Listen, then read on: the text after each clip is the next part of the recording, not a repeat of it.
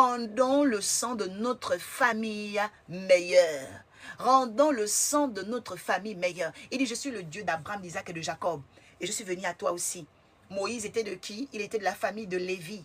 Et vous savez que Lévi avait eu un problème. Lévi avait manifesté la colère. Lévi avait manifesté la colère.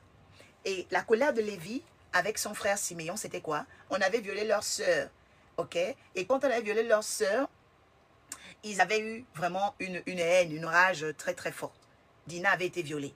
Et quand Dina a été violée, ils ont tué, ils ont massacré le royaume de Sichem. Vous voyez? Sichem était une ville, voilà, donc le roi était là-bas et ils ont massacré. Vous voyez? Et donc quand Dieu vient parler à Moïse, il veut dire à Moïse, mon fils, où tu viens? Quand tu pries, prie que Dieu lave ton sang. Parce que dans ton sang, mon fils Moïse, tu as un de tes aïeux qui s'appelle Lévi, qui avait l'esprit de la colère. Il a tué plusieurs hommes et femmes dans une ville à Sichem.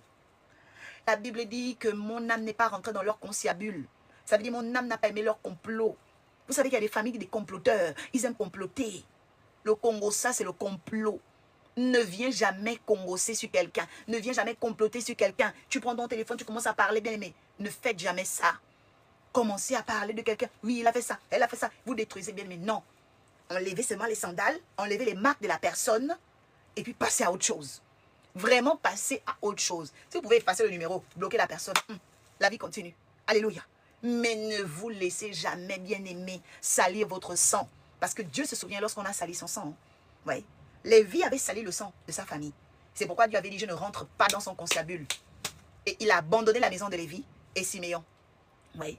Il les a abandonnés parce que c'était une maison, bien aimée, de colère. Et c'est pourquoi on avait dit que les Lévites vont seulement servir Dieu pour peine. Ils n'auront rien d'autre à faire, ils vont seulement servir Dieu. Ils vont être là en train de servir parce que eux, ils ne peuvent rien faire d'autre.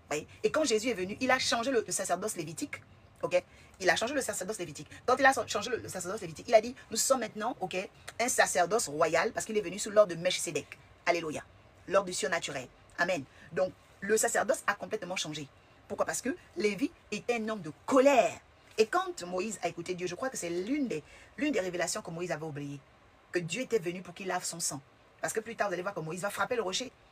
Au nombre de fois que Dieu le voulait frapper 2 fois. Vous voyez? Il était toujours en train de frapper. Dieu lui a dit, mais arrête ça. Tu n'iras pas à la terre promise. Parce qu'il y avait l'esprit là de la colère. Oh, j'annule l'esprit de la colère dans notre sang. Au nom puissant de Jésus-Christ de Nazareth. Alléluia. Vous savez, et c'est pourquoi l'esprit de la colère fait que les gens prennent des décisions rapides. Tu prends l'esprit de la décision vite. Fais attention. Ça veut dire que dans le monde des esprits, tu es une fille de Lévi.